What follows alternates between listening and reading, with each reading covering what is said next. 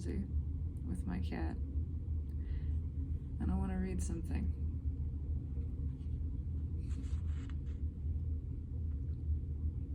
Govinda said, "It seems to me, Siddartha, that you still like to jest a little.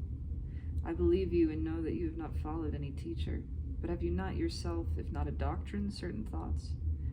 Have you not discovered certain knowledge yourself that has helped you to live? It would give me great pleasure if you would tell me something about this." Siddartha said, "Yes, I have had thoughts and knowledge here and there. Sometimes for an hour or for a day I have become aware of knowledge, just as one feels life in one's heart. I have had many thoughts, but it would be difficult for me to tell you about them. But this is one thought that has impressed me, Govinda. Wisdom is not communicable. The wisdom which a wise man tries to communicate always sounds foolish." "Are you jesting?" asked Govinda. "No, I'm telling you what I've discovered. Knowledge can be communicated, but not wisdom. One can find it, live it, be fortified by it, do wonders through it, but one cannot communicate and teach it. I suspected this when I was still a youth, and it was this that drove me away from teachers. There is one thought I have had, Govinda, which you will think again is a jest or a folly. That is, in every truth, the opposite is equally true. For example, a truth can only be expressed and enveloped in words if it is one-sided.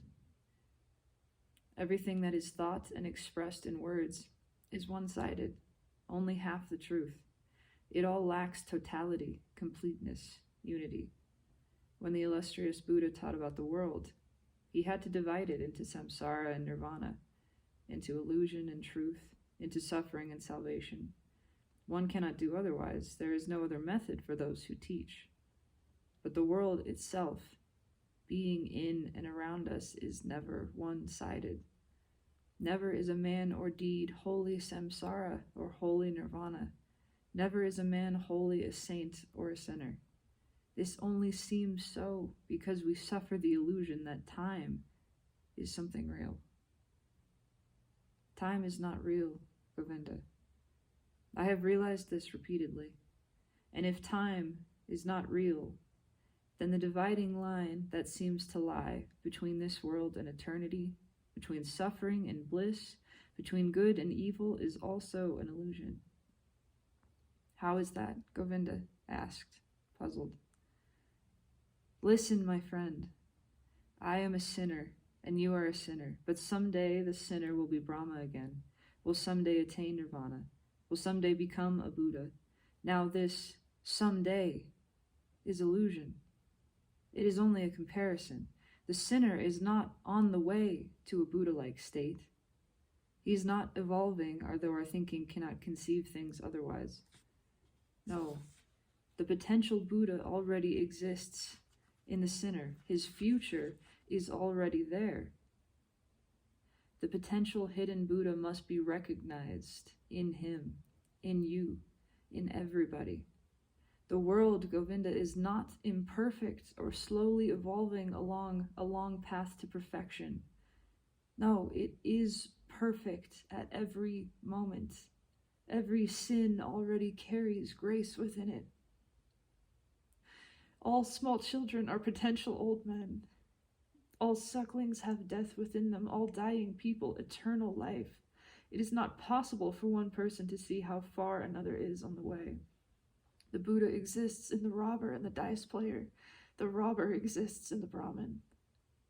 During deep meditation, it is possible to dispel time, to see simultaneously all the past, present, and future, and then everything is good. Everything is perfect.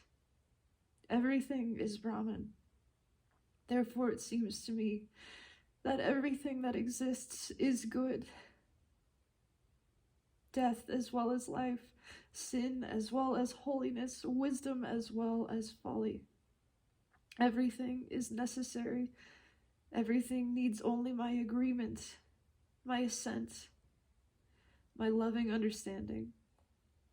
then all is well with me and nothing can harm me.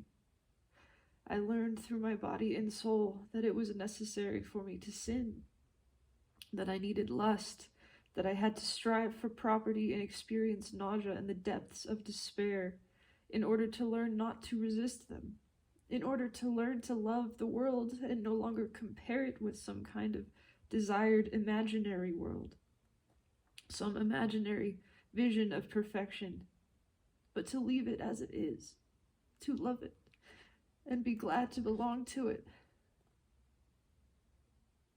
These, Govinda, are some of the thoughts in my mind.